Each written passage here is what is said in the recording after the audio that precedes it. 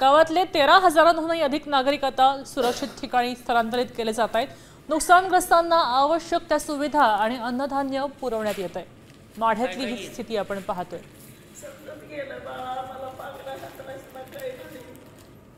साहेब 2-3 दिवसांपासून सगळे लोक इथे राहिला आहेत, काय त्यांची व्यवस्था केली आपल्याबरोबर? आपल्या सगळ्याला माहिती आहे की मोठा महापूर सीना नदीला आल्यामुळं लोक पुन्हा गावात जातील आणि पुन्हा पूर। आजची आपल्या सगळ्याला धोक्याची घंटा म्हणजे पुन्हा एकदा त्या ठिकाणी सीनेच्या खोऱ्यामध्ये मोठ्या प्रमाणात पाऊस चालू झाला आहे। आपण बाहेर बघतो आपल्याला देखील पाऊस आहे आणि 27, 28, 29 3 दिवस खूप मोठ्या प्रमाणात पाऊस येणार असल्याची त्या ठिकाणी आपल्याला हवामान वेधशाळेने रेड अलर्ट दिला आहे। आत्ताच 1,05,000 वरती क्युसेक्स वाढवण्यात आला आहे।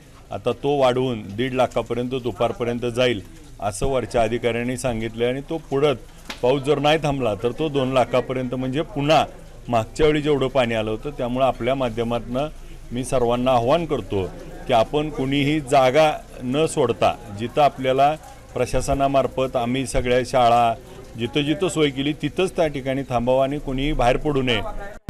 आता isakal.com आहे देशातील नंबर 1 ची मराठी न्यूज वेबसाईट। प्रत्येक अपडेटसाठी isakal.com ला नक्की भेट द्या।